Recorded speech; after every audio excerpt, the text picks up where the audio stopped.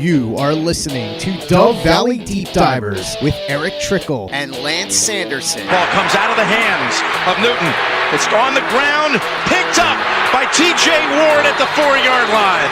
Vaughn Miller did it again. On Overtime Media. And it looks like we are live. Going to give Bawana Beast just a second here behind the scenes. A quick second to add the Facebook group in here. Stalling. There's the green check mark, 5 green check marks across all platforms. Mile high hello, everybody in Broncos country. Welcome into the Dove Valley Deep Divers podcast. I'm your host, Lance Sanderson, and joining me today for, I think this is the second time you've been on the show, but it's not quite the usual. He's still a good friend and colleague. Mile High Huddle's, one of Mile High Huddle's NFL draft analysts and the co-host of the Building the Broncos and the Mile High Insiders podcast, Nick Kendell. Nick, it's been a minute since we got a chance to talk with each other. Let's see, what was it? The NFL draft. I think the live stream for the NFL draft was the last time we got to talk to each other in person. How you been, man? I'm doing well. I got to say, I like the facial hair. Last time I saw you, that was not as grown on there. So it's maybe a little bit hot out there, maybe a little bit forest smoke fire going on to keep that on there. I respect you for it. I couldn't pull it off. I get like I keep the scrub, but it matches me. Also, I want to say I wore this shirt for the Dove Valley Deep Divers today because we're diving deep. So this thought's out for everyone. Actually, I wore it to work today too. Like, you know what? It's Friday. We only have a few appointments at the clinic. I'm gonna dress up and enjoy myself today. So happy Friday, everyone, and happy to be here. And thanks for having me. Yeah, man, not a problem. And I'm glad you were able to join. Eric, obviously not here tonight. I'm not exactly sure what he's got going on. I think some family stuff for him. Not going to do the trickle zone this week. Yeah, I mean, it is what it is. But yeah, no, the facial hair. My son actually was talking to me. I got kind of scruffy over the weekend and whatnot. And he's like, you should keep your mustache. So I tried it. I was like, okay, we'll see what it is. And it actually filled in nicely. So I'm enjoying it. You should have seen my hair though. I had really long hair there for a while. At least longer than, not quite as long as yours. I remember you grew yours out when over the last year and whatnot, and yours got like wild and crazy there. It goes out. It's like the chia pet, you know. It's a lot of volume. And I guess I gotta call him out, give him a hard time. My sister's fiance, he's accepted it and gone the clean shave. So I'm like, well, if you got it, flaunt it. I'm at that stage of my life, 29 years old. It's like, if you have hair at this age, you better enjoy it. Right. Yeah. Mine gets curly. It gets really curly. Yeah. And it's not very easy to keep, because it curls really bad and then it itches and I don't necessarily like it. So the other day I went and got a haircut, had to clean myself up just a little bit to have you on the show. Cause I mean, you obviously are one of the best looking guys on Mile High Huddle. I'm just kidding. The Muffin Man. Hey man, I'm out here climbing mountains these days. So. I know, right? You're doing good. How was your trip to, what was it? Mount St. Helens the other day? That looked like a blast. Yeah, summited Mount St. Helens, left the trailhead at 3, up at 7 a.m., and it was good. And I see Willie's really happy to see me here. Didn't realize freaking Nick would be here too. I love Willie. What's up, dude? In the shop with Willie's one of the best guys. He has really good questions, awesome comments and whatnot. Willie, glad to see you here. So, but guys, before we get into this, I want to just give a shout out really fast, get some matters of business here as well. You guys are watching the Dove Valley Deep Divers podcast. Again, I'm your host, Lance Sanderson. You guys can follow me on Twitter at Sanderson MHH, and for Nick, my good buddy here, at Nick Kendell MHH. While you guys are at it, follow at Huddle Up Pod, and also the mother account at Mile High Huddle. That's where you're going to get instant news and analysis on your Denver Broncos. Film breakdowns like the Jerry Jeudy piece I just dropped late last week. Opinion articles, stuff like that. Anything regarding the Denver Broncos, you're going to find it at Mile High Huddle. And with that, guys, we're going to get on to the show here today.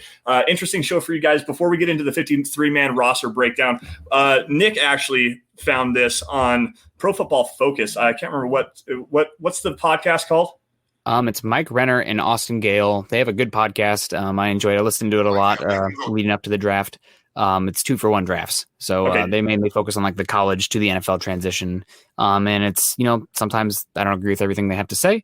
But I think they're two pretty good minds and they have a lot of interesting takes. So it's, fun to crowdsource and, help to develop higher tier opinions and whatnot based on what other thoughts are going on. So, they had Shelby Harris on to interview this week, and he had some interesting comments on the quarterback position for the Broncos. Yeah, man, let's just dive right into it really fast. This is Shelby Harris on the 2-for-1 podcast. I think Taylor's good. He's a vet. You know what I mean? And, you're not going to see many mistakes out of Teddy. And when it all comes down to it, the safe throw is the best throw sometimes. And so you know what you're getting out of Teddy. Honestly, I don't think this QB battle is really making a big deal, in the locker room. I think we just want the best guy out there. And for me, I really just feel like it's whoever turns the ball over the least. Because I feel like a lot of times in the season, if you throw an interception and we get the ball back at the 15, if they get the ball at the 15, then okay, that's how we get screwed. It's fine. If we don't get it, just punt it away. Make them go 80. Make them go 80, not 15. Yeah. And especially with the defense we have, that's why I'm like, yeah, make them go 80. Yeah, and that's what I feel like the thinking needs to be. And I think it's going to be between Drew and Teddy. I think Drew. I like Drew a lot, and I believe in Drew and I've had Drew, but also Teddy's a good quarterback too. So I'm happy with either of them. A lot to unpack in the background. Right, yeah.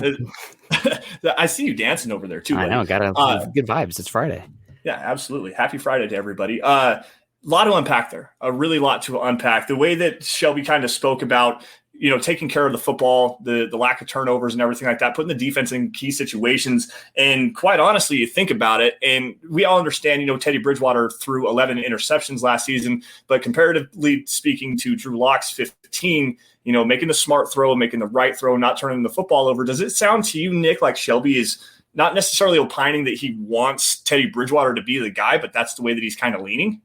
I mean, if you read in between the lines, I would say that he is leaning towards Teddy Bridgewater in that sense, but it's something that I've been saying all offseason, and it's something that even I think it was either Shermer or Fangio hinted at as well. It's like, we want to score points, but this is a defensive-oriented team, and we cannot turn the ball over like we did last year. So whichever quarterback can execute the offense, get the ball to the playmakers where they can do something after the catch, and protect the football, that's going to be the guy who wins the job. And I don't think that's far from being determined. Hopefully these upcoming weeks will have a lot to do with that.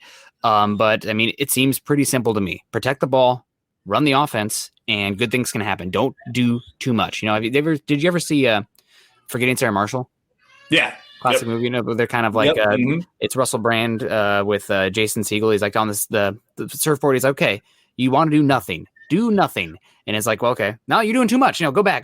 Dude, you got to do less than that. And that's kind of like the quarterback position here. You don't do too much. You don't have to do too much. You don't have to win the game. This defense, the offense even, is built where the quarterback just has to steer the ship and things will be fine. So to me, it does sound like a Teddy Bridgewater leaning for Shelby Harris, but he's a smart guy also. He goes back full circle and says, I like both these guys, whatever it is, it is. He's been coached up. Patrick Smythe. Hat tip to Patrick Smythe, one of the best in the business. These guys are coached before doing any interviews, no doubt. But reading between the lines, I would say that it is a Teddy Bridgewater-centric comment there if we are specifically reading into the turnovers comment. And that's kind of what I got out of it. When I first saw that comment and first listened to it, and then I listened to it again, I'm like, he really is talking about Teddy Bridgewater being the guy here. Like it really is, make him go 80 yards. And this goes into kind of an interesting philosophy. I understand, the upside of Drew Lock and the touchdown passes he had, the ability to push the ball down the field, the explosive play potential and everything like that. And I value that a lot, but I also value keeping a hold of the football and, doing it as long as every single drive that you have ends in a kick or a touchdown, you're going to be doing fine. Whether that's a punt or a field goal, you're going to be doing just fine. So long as you don't turn the football over and give the other team, especially like, the Kansas City Chiefs, the Buffalo Bills, you saw that with the Broncos last season. Drew Lock had a couple of interceptions, I believe, against the Bills, and they put up 44 points or something like that. So to see every drive end in a kick, it's actually a very valuable thing. And it's kind of an interesting philosophical question. I'm going to dial this down here in a second, but interesting philosophical question that Eric brought up to us on our group chat a couple of months ago. Would you rather have a quarterback that is guaranteed to throw 3 touchdown passes every single game, or a field goal kicker that will be able to make every single field goal from any distance, regardless of the conditions? Now, if you really think about that, obviously the 3 touchdowns sounds great. Cool. You're going to guaranteed to score 3 touchdowns, right? 21 points. But if you have a kicker that can make every single field goal from any distance, regardless of the conditions, you have 9 drives in a game on average, something like that. If you're scoring 3 points every single drive because he can make a field goal from any distance, you're scoring 27. So give me that guaranteed 27 points because we're ending every single drive with a kick. You know what I mean? It's interesting in that aspect. I understand, obviously the higher upside of scoring the touchdowns, it takes three field goals to beat a touchdown. But if you can continuously put yourself in that position to score points every single drive, and if nothing else, make the offense do it as much as they possibly can, you can beat a quarterback like a Patrick Mahomes by controlling the football, putting up as many points as you possibly can, and making them use the entire field and utilize this defense. I think that's a very interesting point. And Nick, what do you think about that? I will say there is one sort of flaw in the logic there where you're assuming there are no turnovers that happen. Right. Yep. So that's a big difference as far as like not every single drive is ending in a punt or a touchdown or a field goal, because you have those turnover ones as well. So that's limiting that impact. But that is an interesting conversation to have and topic. It probably also depends on what the rest of your team looks like, right? Like if you're guaranteed was it guaranteed 3 touchdowns or was it only 3 touchdowns? It was guaranteed 3 touchdown passes. So and it can be more. Yes, it definitely can be more. Yeah, I don't know. That's a tough question. But will be interesting for sure. Let's get to some of these. We got the super chats starting to roll in here, so let's get through some of these guys. We got Braden Poff coming in here, but Braden, don't recognize you. But good to see you. $2 super over on YouTube. He says 9-8 with Teddy at best, 11-6 with Drew at worst. Well, Braden, I think we know where your alliances stand. I'm not planting my flag anywhere. Because I want to gather more data and see what happens and let this quarterback battle play itself out. But, thank you very much for the comment, Braden. And 11-6 with Drew at worst. You're expecting some big steps forward from Drew Lock. Yeah. Definitely could happen. I want to see it, but we'll see. And BX Bronco Jedi coming in here over on YouTube as well, saying with Teddy, this is a playoff period. This is a playoff bound team, period. So I think I'm filling in the blanks there for you, Jedi. It's definitely possible. I would say I don't think that with Teddy, it's a guaranteed playoff team.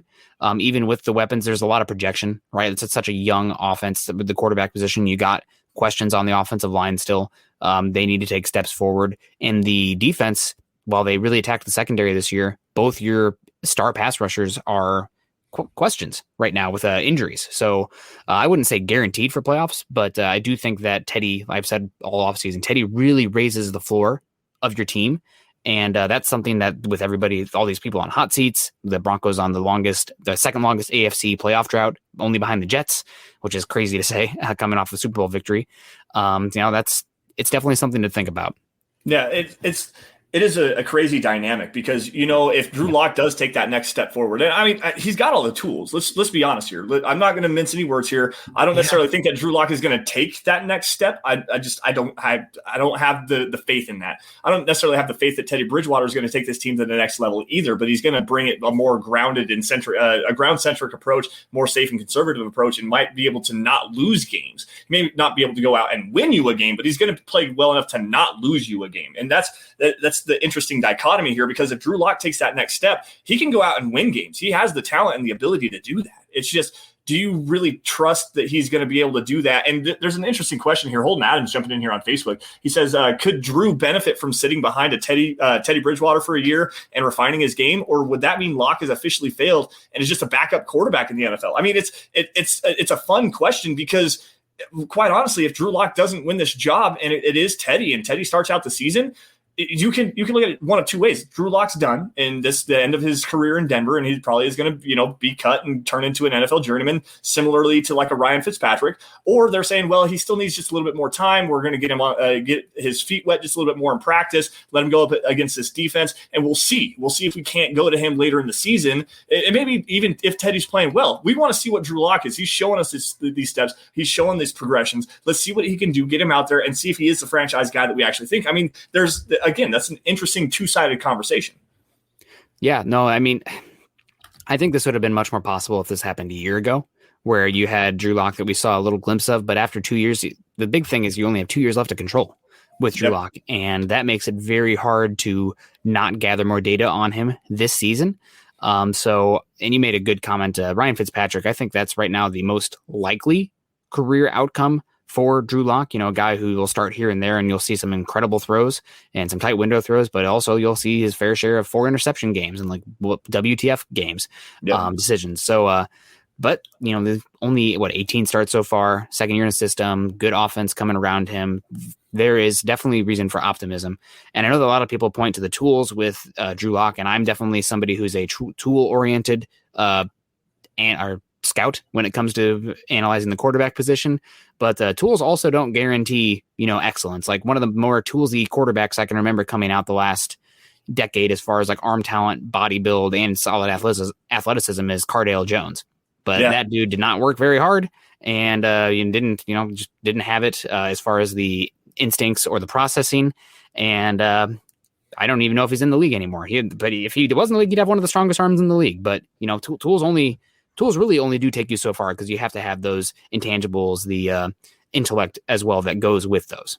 Yeah, well, at least Cardale Jones, with all the tools and everything, wasn't caught crying on the sidelines like Paxton Lynch was. Because, again, his tools are overrated. He was overrated tools-wise. Yeah, he was. Andrew Morrow jumping in here with the $5 super chat. Hello, gentlemen. Still at Disney World and busy, but keep up the great work. # Get Rodgers. Now, that is something that we can definitely both agree on. Guys, we're gonna kind of try to keep this show a little bit early tonight. I got another super chat here from Travis Weber. I'm going to grab that really fast. Good evening, Broncos country. Any surprises we will see in the 53-man roster? And this is we like to call that a segue in the business. The perfect segue here. Now, I'm actually kind of excited here. Usually we do this with Eric Trickle, and obviously, with him not being here tonight, we had to get somebody here. And Nick, obviously, jumping in here, the host of the Building the Broncos podcast. Building the Broncos. This is building the team. So I get to have a professional expert opinion on this outside of my own or outside of the echo chamber that we get with Eric Trickle sometimes on building this roster. Now, Nick got here just a little bit late, so I built my roster. We're going to have him react to what I've got going on here. And obviously, starting off the most important position, quarterback, I only have two, Drew Lock, Teddy Bridgewater, in whatever order you want to put them in there. I would like to see Drew start this year, at least sometime. I honestly want to see him start the season, but at the same time, if it's going to equate to wins and get this team onto a hot start in the early season schedule, Teddy Bridgewater is the guy. Pretty much no argument there, Nick, right? We're not seeing Brett Rippon on this roster? I don't think you'll see Brett Rippon on this roster, but we got Braden coming in here. Obviously, he had the comment earlier about the floor being 11-6 with Lock, so he's letting it be known. Horse emoji, rooster emoji, and padlock emoji. You kids and your emojis, I don't even know what you mean. No, but no, I think it's possible that Rippon could still make the roster, but with Teddy and Drew, it's not like you have a young developmental quarterback, and let's call Rippon what he is, right? He's a future coach more than he is a future starting caliber quarterback. Just the arm talent, the athleticism is not there. So is what it is. Hopefully he'll be a good coach at some point. And Benjamin's in the house. Evening, Ben. Evening, fellas. Thank you very much. And it's the Stars as well. Thank you. You're a star. Holden Adams also with the Stars. Thank you very much, Holden. Salute to you. And Dave, careful. This hat's already getting pretty tight. Nick has the brain power to make up for the loss of Eric. Well, we both certainly, have the mouth power as far as like jabbering away. So that's thank you very much. Just enjoy talking ball with you guys. But I think that's definitely a good call. With everything that the coaches have said, now Shelby Harris is saying it. I know you have Drew Lock listed quarterback 1. I think it's going to be Teddy Bridgewater. I think it's going to be Teddy Bridgewater out of the gate. I think he is going to be the starter.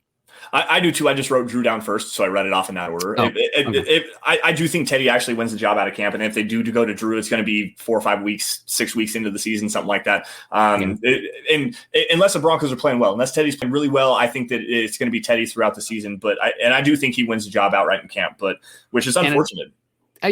Honestly, I try not to have rooting interests other than the team itself. Like for individual players, I put. God, okay, there's 2 caveats to that. Von Miller, he was here before I became an analyst. I'll love Von forever. It's very hard for me to be not unbiased with him. Also, it's pretty hard for me to be unbiased with the Hawkeyes that are Broncos on the roster. God damn, I love them.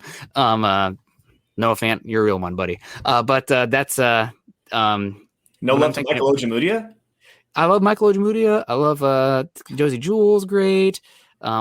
Casey Kreider, man, why did they have to move on from him? He's the best long snapper I know. But when we're talking about the quarterback position here, I do think Teddy's going to win it. And we're not supposed to cheer for these guys outright, right? I guess you can do it however you want. But as an analyst, I try not to be biased, insert bias in that, because I feel like it takes away from the analysis.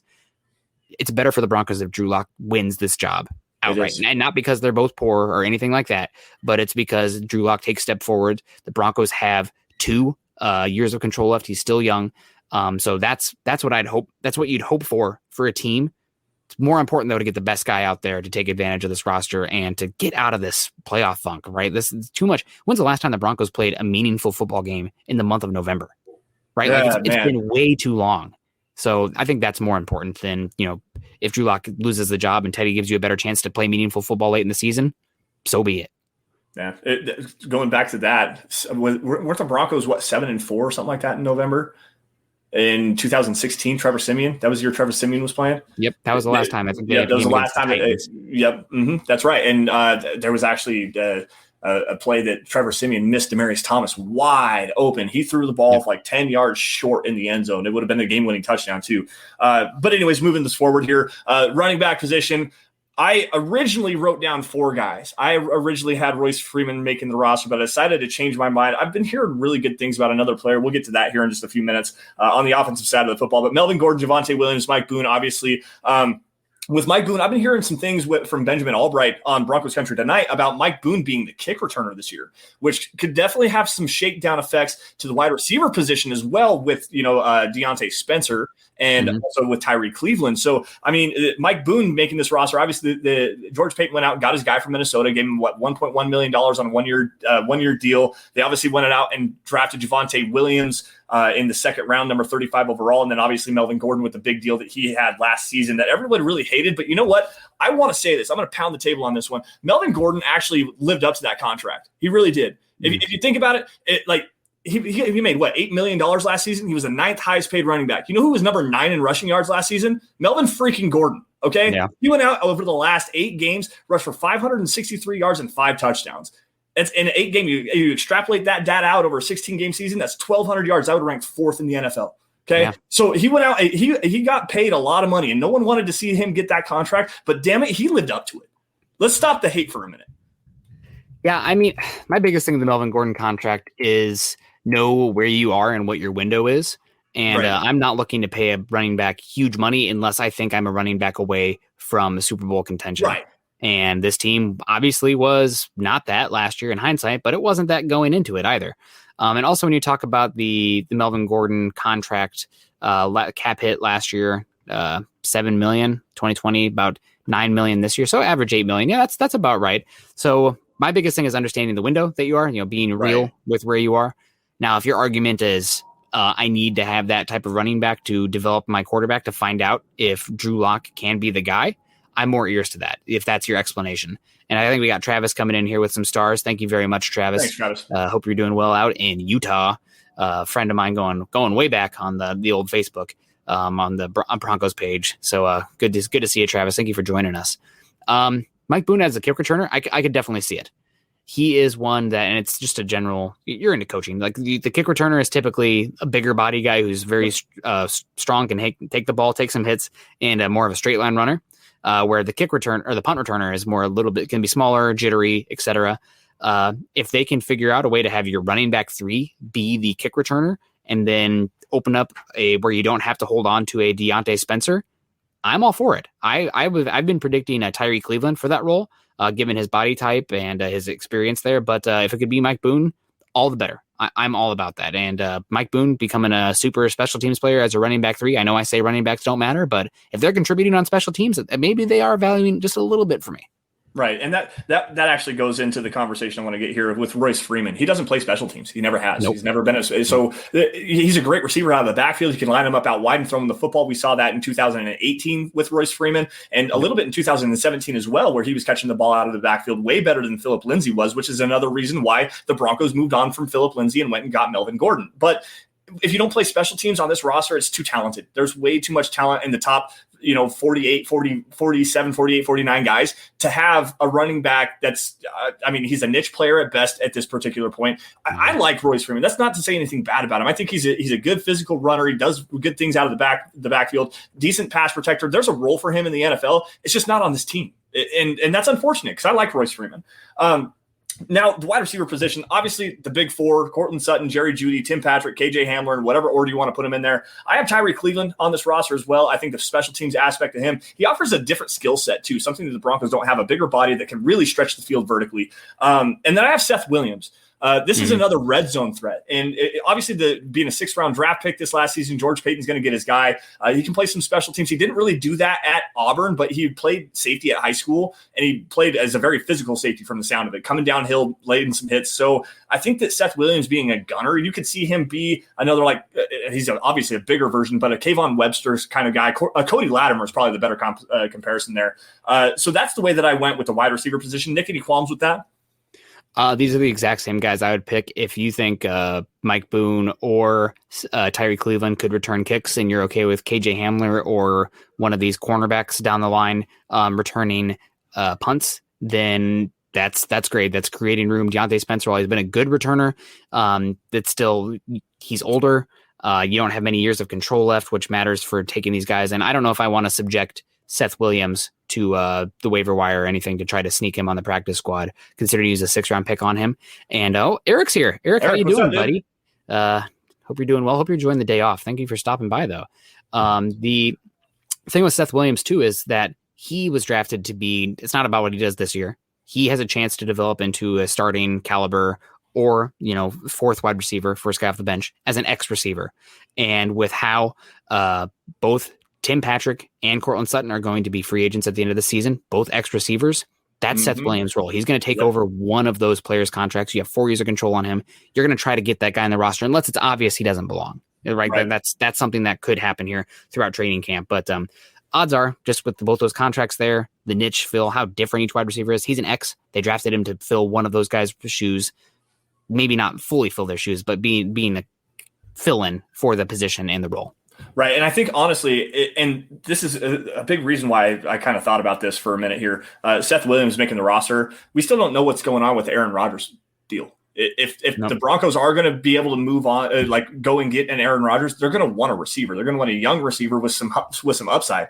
I don't think that's Seth Williams. I think Tim Patrick's the guy you got to watch out for there. Honestly, he had an amazing season last year, 71 catches, 0 drops, really filled in well for Cortland Sutton. He has that prototypical X mold. And now we're hearing some rumors about Devontae Adams potentially. He's not talking to the Green Bay Packers in contract extensions anymore. Tim Patrick has X upside, maybe not wide receiver 1 upside, but he can be a really solid number 2. Yeah. And he proved that last season.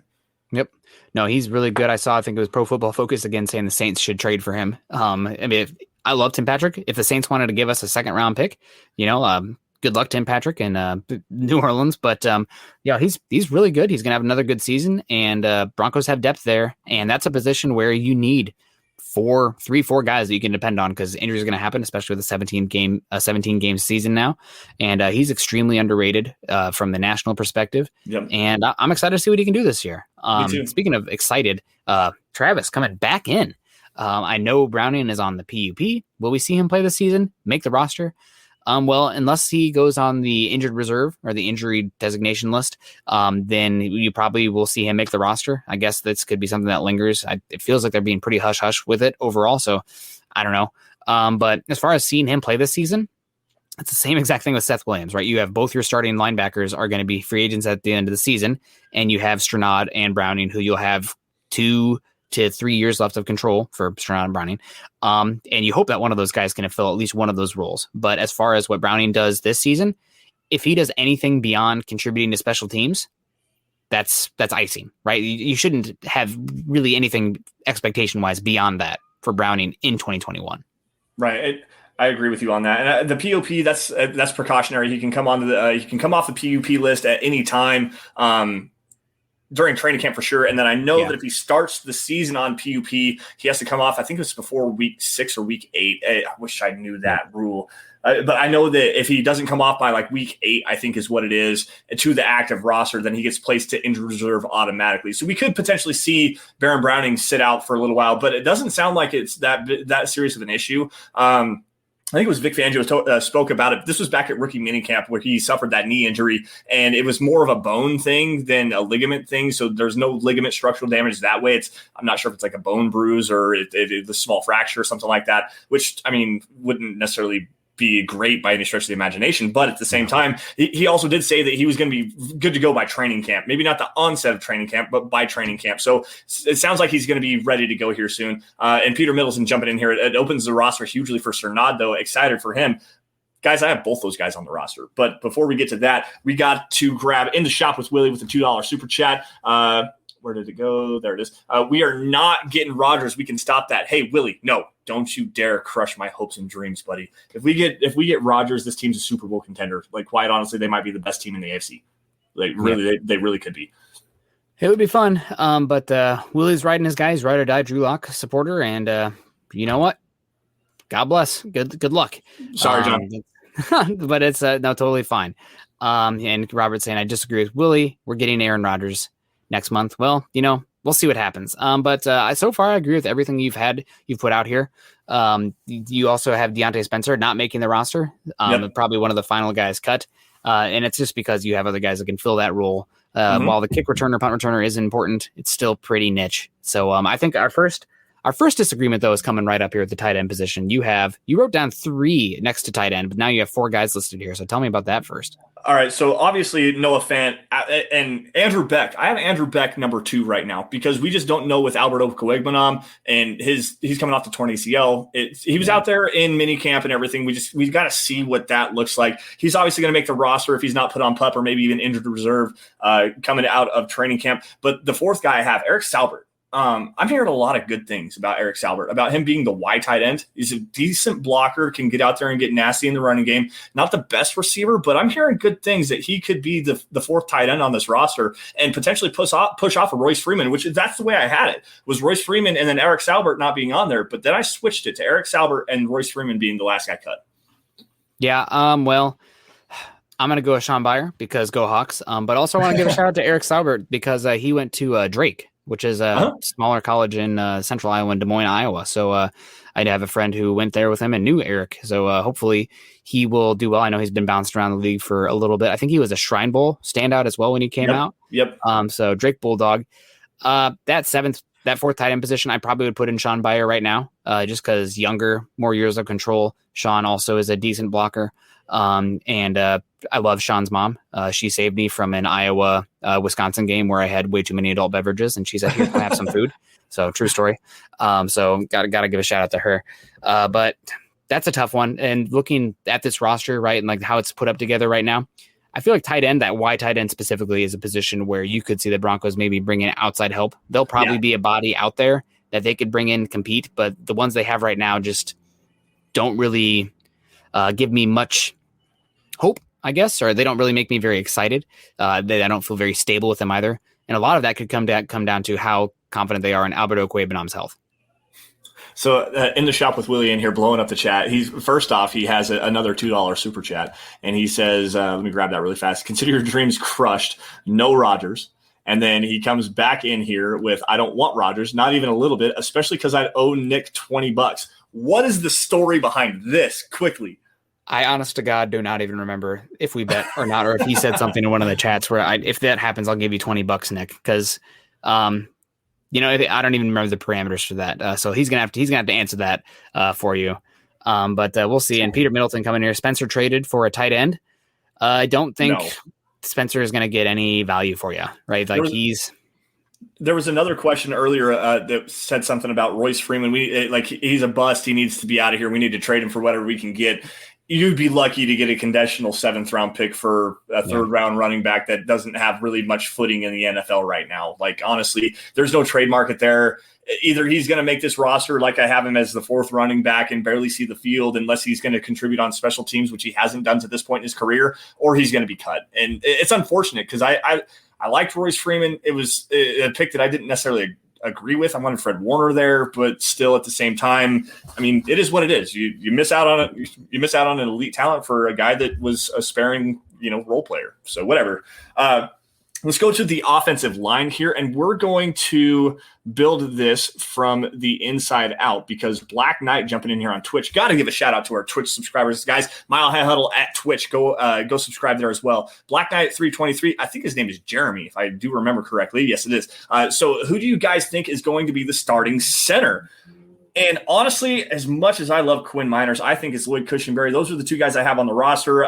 Lloyd Cushenberry, obviously, you're in the system. Quinn Miners didn't play football last season. The Division III canceled their football season due to the ongoing pandemic and everything. So Well, I do like Quinn Miners. I like the athleticism. I like the physicality that he does have. I don't think that he's going to have enough right now to be able to take on Lloyd Cushenberry unless Cushenberry flat falls on his face and did not do enough in the weight room this year, because that really was the worst aspect of his game, was pass protection and holding up with what is it? The functional strength. Like, he didn't have any functional strength and he just got bullied over. So those are the two guys. Nick, any disagreements there? I do not have disagreements at all.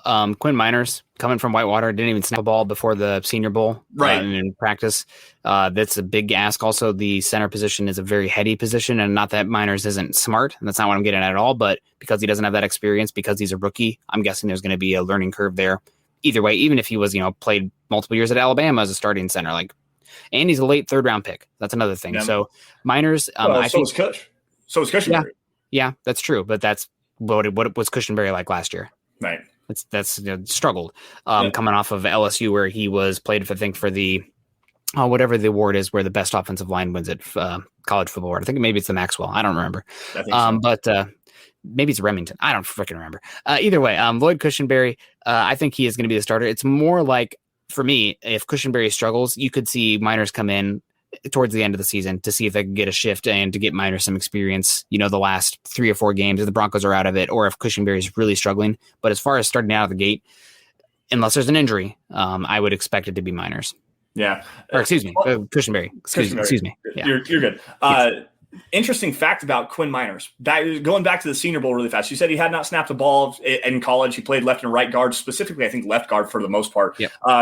When he was at the Senior Bowl, he actually broke his hand. Did you know that, Nick? He broke a bone in his hand and then went out there and continued to play throughout the rest of the Senior Bowl practices as a center, snapping with a broken hand. This guy wants to play football, and he's pretty damn good at it. So I don't want to really throw him out, but I do understand. He didn't play football last year, and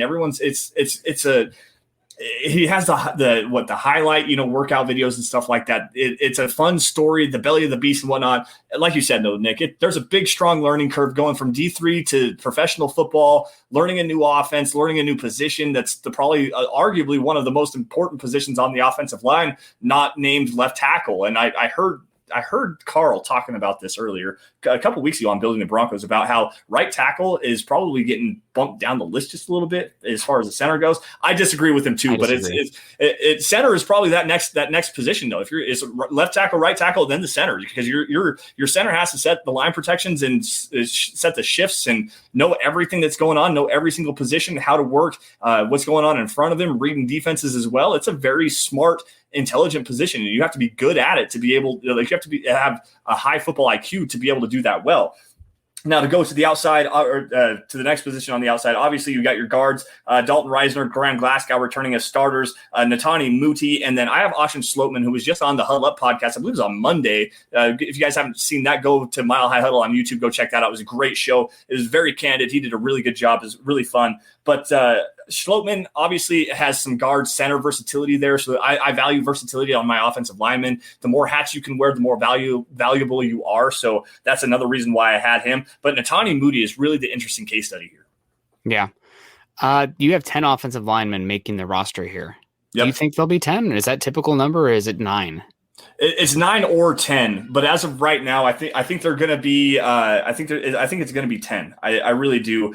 The Broncos have a guy that they really like, and Mike Munchback. This is a pet project out of him. I can't remember if he's in his second or third year now, but Calvin Anderson, the offensive tackle out of Texas, he played left tackle for Garrett Bowles last season against the Carolina Panthers. Actually played well, not so great at the right tackle position, but I think this might be your swing tackle. I have him on the roster right now behind Garrett Bowles, Bobby Massey, Cameron Fleming as well. But Calvin Anderson is a guy, and if you're going to keep a fourth tackle, you want to have a guy that can, again, wear multiple hats. He can play on the right side. He can play on the left side as well. That's the guy that I really think that is, if you're going to push anybody off, it's going to be Cameron Fleming or Calvin Anderson there.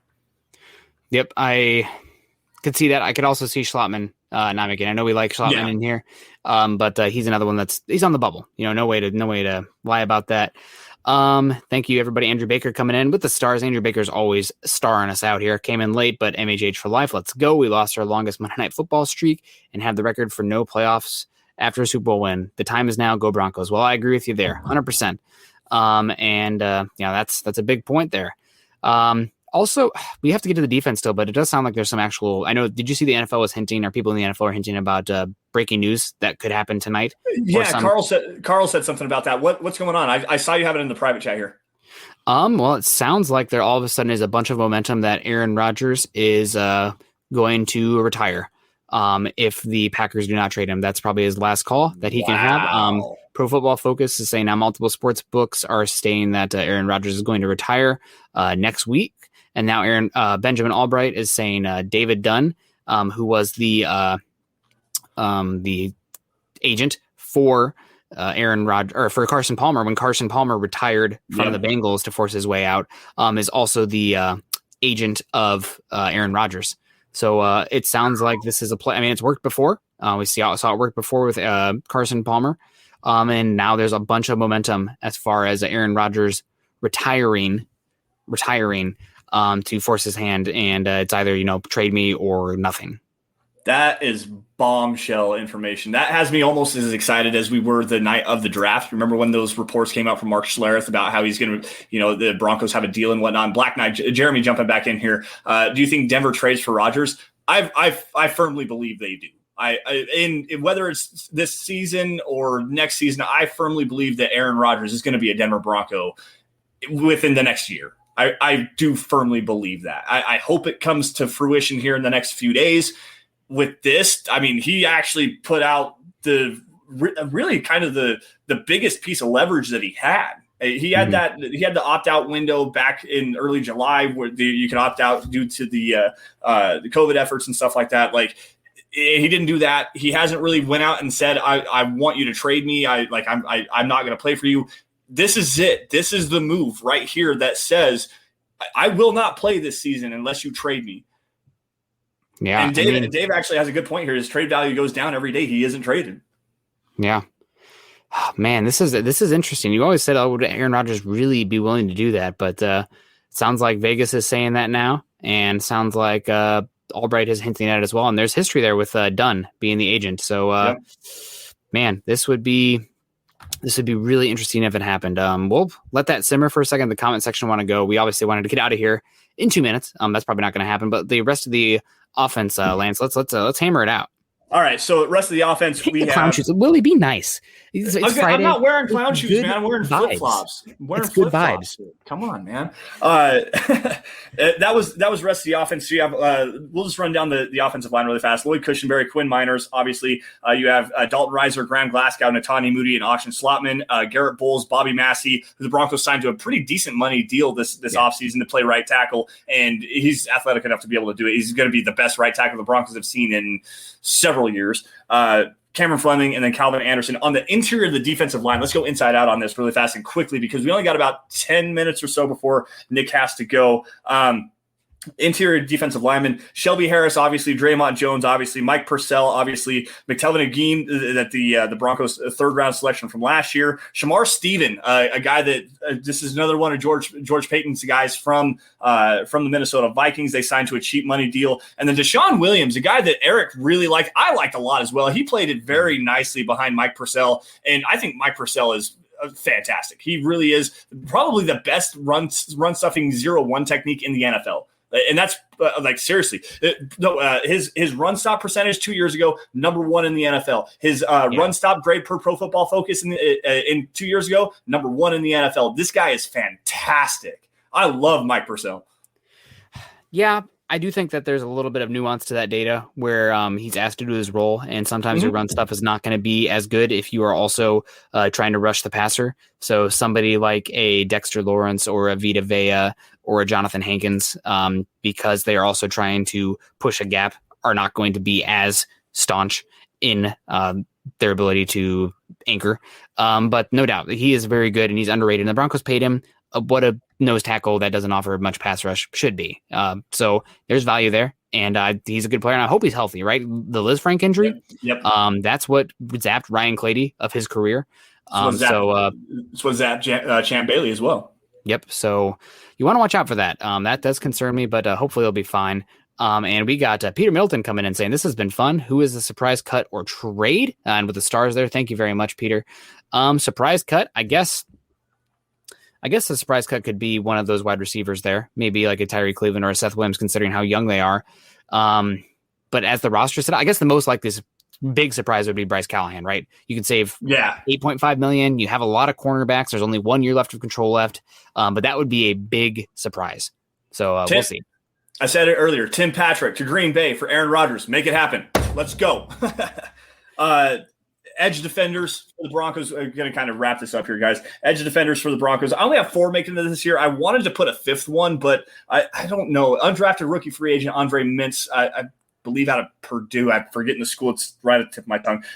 Anyways, Von Miller, Bradley Chubb, obviously Malik Reed last year had a really decent season, doing some cleanup work for the most part behind Bradley Chubb. And then Jonathan Cooper is the guy that I have. This is George Payton's guy. I mean, we had Derek Tuska on the roster last year. That's water on the bridge at this particular point. Derek Tuska wasn't great. He's not very long. He's not very athletic. He's just kind of a guy. Did decent on special teams, but Jonathan Cooper actually has some upside. He can rush passer. Is decent in the setting the edge against the running game. This is a guy you can develop. And with Von Miller at the tail end of his career, Jonathan Cooper is actually kind of a very intriguing prospect to me. Is he going to be on the roster this year? Or is he going to be a guy who's injured, put on the injury reserve, put on the shelf with the heart condition and whatnot, and be given a year to develop? Because they can protect them then, create a roster spot, and give them a full year to get healthy.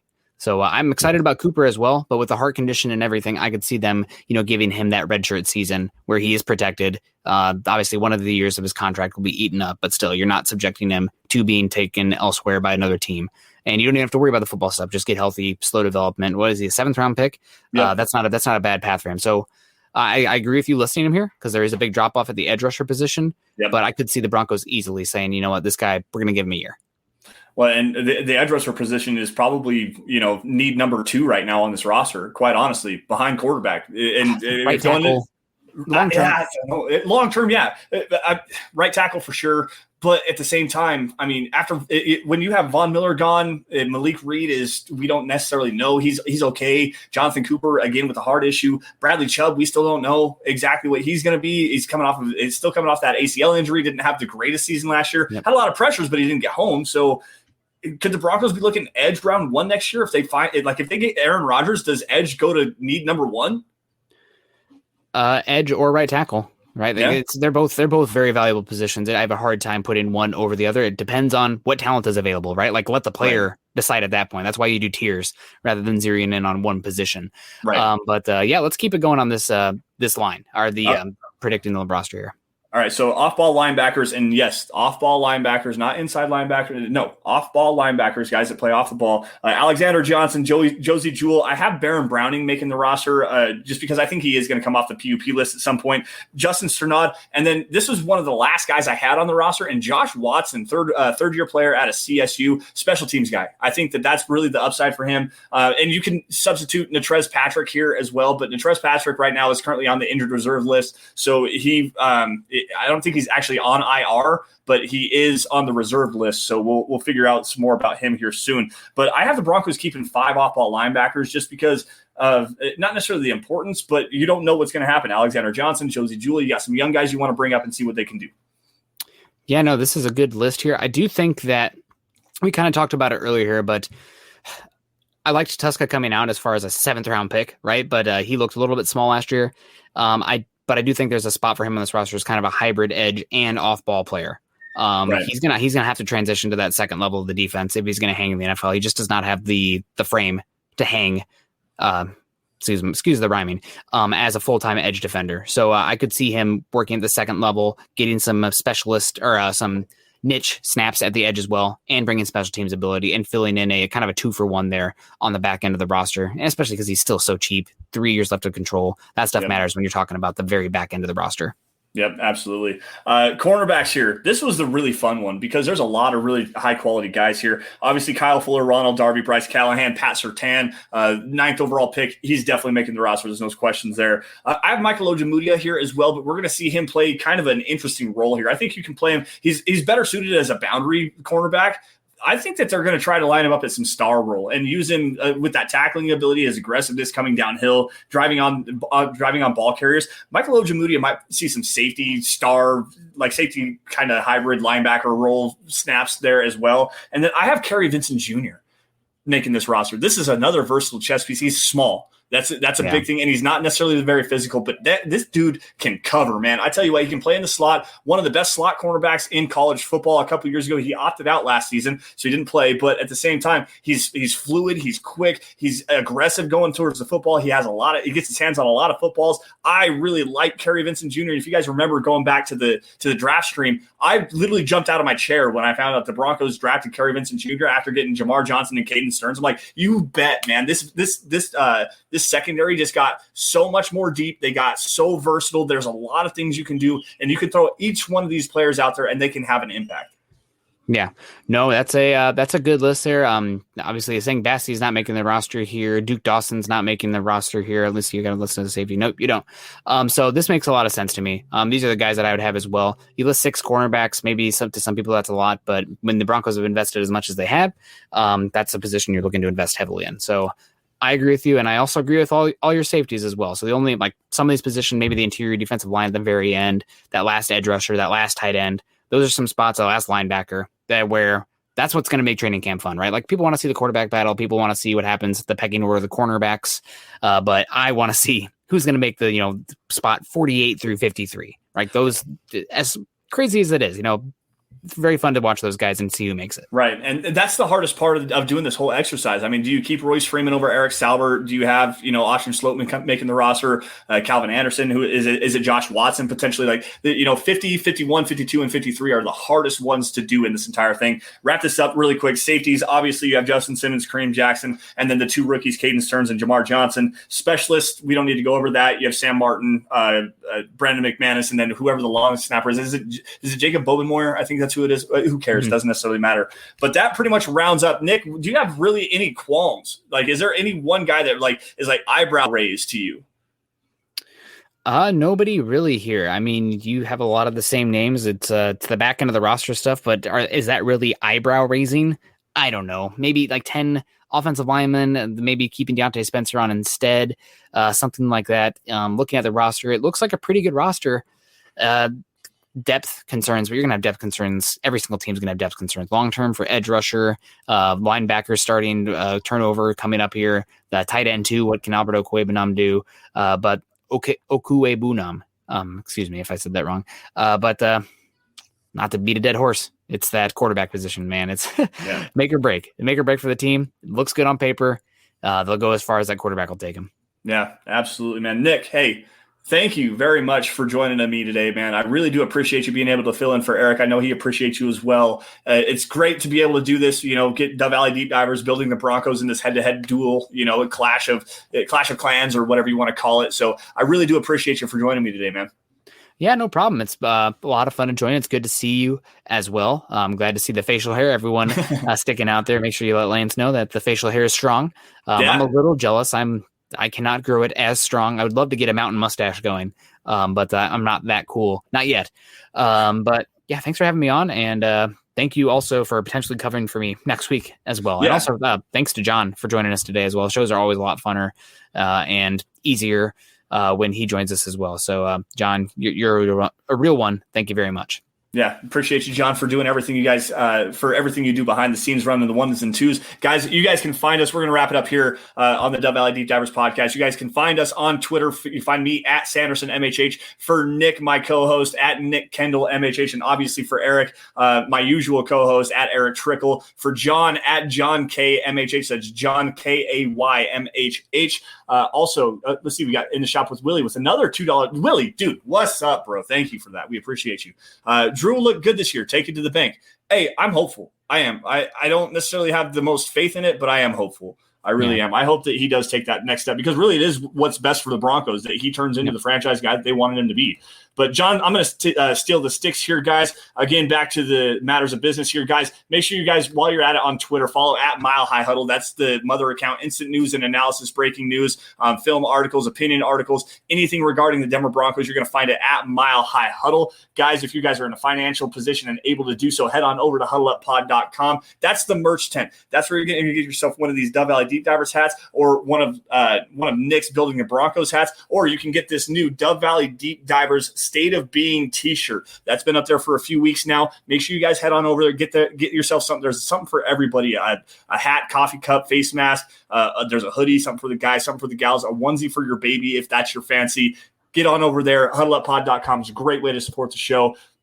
Facebook supporters, go to facebook.com/Mile High Huddle. Click the blue Become a Supporter button. That's where you're going to get premium content from Zach Kelberman on Kelberman's Corner Sundays at noon, and also Eric Trickle, who's not going to be doing the Trickle Zone this weekend, but usually that show goes live Saturday at noon as well. And folks, if you guys are not financially able to do so, or that's just not your bag, you don't want to do anything like that, you just enjoy the content, the 3 easiest things you guys should be doing, wherever you guys are watching the show, subscribe, whether it's on YouTube, Facebook, Twitter, Twitch, Apple Podcasts, anywhere you guys get your podcast content. Subscribe to Mile High Huddle, like every video you guys see across all platforms, and if you love it, share it. Get it out in front of as many Broncos fans as possible, because the more eyes that we have, the most organic way that we can do to it improve and expand our show to do what we do best, which is cover your Denver Broncos. Now, Nick, I always ask Eric this before we get out of here. Do you have any last words, bud?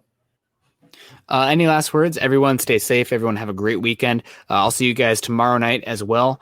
And, either way, we can disagree on the quarterback position. It can get heated in there, but we all want the same thing in the end, and that's the Broncos regaining their rightful birthright mantle at the top of the AFC.